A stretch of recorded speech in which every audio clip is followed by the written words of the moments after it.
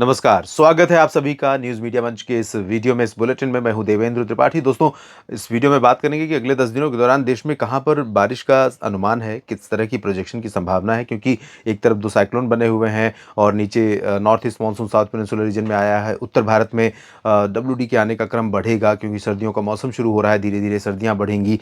लेकिन इस बीच में टेम्परेचर पिछले 24 घंटों में कितना रहा और कहाँ पर बारिश रिकॉर्ड की गई है बीते 24 घंटों में, कौन से शहर हैं जहाँ पर बारिश ठीक-ठाक हुई है, इन मुद्दों पर भी बात करेंगे। तो अभी भारत में जो मैक्सिमम टेम्परेचर है वो सबसे ज़्यादा कहाँ रिकॉर्ड किया जा रहा है? पश्चिमी भारत में, जिसमें गुजरात शामिल है, महाराष्ट्र का कुछ हिस्सा शामिल है और उसके बाद थोड़ा-सा साउथ पेनिनसुलर रीजन।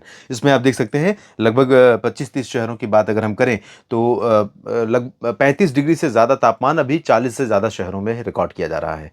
लेकिन 35 से कम तापमान काफ़ी ठीक-ठाक तापमान माना जाता है, जिसमें कंफर्टेबल वेदर कंडीशन होती है, क्योंकि हम तो 45% के भी आदी हैं। जब अप्रैल से लेकर के अगस्त तक हमें देखने को मिलता है 40 से 45 डिग्री सेल्सियस। तो ऐसे में 35 डिग्री सेल्सियस तापमान हो जाए बहुत राहत हो जाती है। फिलहाल भुज रुद्रमाता यानी अ, कच्छ रीजन गुजरात का 38.5, राजकोट में 38.5, वलसाड़ में 38, दीसा में 38, न्यू कांडला में 38 और सुरेंद्रनगर में 38, वल्लभ विद्यानगर में 37, अमरेली में 37, वडोदरा में 37 और ओंगोल वडोदरा यानी ये जो 9 शहर हैं, 9 लोकेशन है, ये सारी गुजरात की। उसके बाद ओंगोल आंध्र प्रदेश, यहाँ पर 37, तुनी 37 और बाड़मेर में राजस्थान में 36, अहमदाबाद में 36, शिराली में 36, सूरत में 36 और 36 डिग्री है कुरनूल में। मुंबई में भी 36 डिग्री सेल्सियस तापमान भी है। मुंबई के लोग इंतजार कर रहे हैं कि कब मौसम यहाँ पर ठंडा होगा। तो मैक्सिमम तो जल्दी नहीं गिरेगा, लेकिन मिनिमम थोड़ा गिरने वाला है। हवाएं उत्तर से जाने वाली हैं जो आपको थोड़ा ठंडक पहुंचाएंगी। थोड़ा सा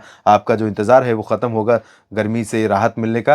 कारवार में 36, कवली में 36 और नेल्लोर में भी 36, पोरबंदर में 36, भावनगर में 36 डिग्री सेल्सियस तापमान रिकॉर्ड किया गया। अकोला महाराष्ट्र में भी 35 डिग्री सेल्सियस तापमान रहा है। तो यहाँ पर इस तरह से देख सकते हैं आप 35 डिग्री या उससे ऊपर जो तापमान है उसकी जो संख्या है वो अभी भी लगभग 50 शहर हैं। 50 शहर, 44 शहर हैं। ठाणे जो है 35 डिग्री सेल्सियस तापमान वाला लोकेशन है। और बीते 24 घंटों में सबसे ज़्यादा बारिश हुई है कन्याकुमारी में 35 मिलीमीटर, नानकावरी में, अंडमान निकोबार में 23 मिलीमीटर, पुनालुर केरल में 21, अल्पुज़ा में 20, पोर्ट ब्लेयर में 18, त्रिशूर में 15, तिरुवनंतपुरम में 13, चांदबाली में 11, हडबे अंडमान निकोबार 7, कोट्टायम में 7 और 6 मिलीमीटर बारिश रिकॉर्ड की गई है पलेमकोट्टई, पुरी और गुलमर्ग। गुलमर्ग यानी जम्मू कश्मीर, पुरी ओडिशा। कार निकोबार अंडमान निकोबार में 4 मिलीमीटर और पारादीप, शिलोंग और साथ ही साथ लिंगपुई में 3 मिलीमीटर, 2 कोचीन में हुई है, करीपुर में और करीपुर मिनीकॉय में रिकॉर्ड की गई बारिश 1-1 मिलीमीटर, बनिहाल में भी 1 मिलीमीटर बारिश हुई है। वलपराई में बारिश हुई है 0.8 और चुरू में 0.8 मिलीमीटर वर्षा रिकॉर्ड की गई, यानी मामूली वर्षा हुई है। अगरतला में 0.5, काजीगुंड में 0.4, नागापट्टिनम में 0.4 और बीकानेर में 0.2 मिलीमीटर वर्षा रिकॉर्ड की गई। तो थोड़ी सी संभावना थी और वो रिकॉर्ड की गई है।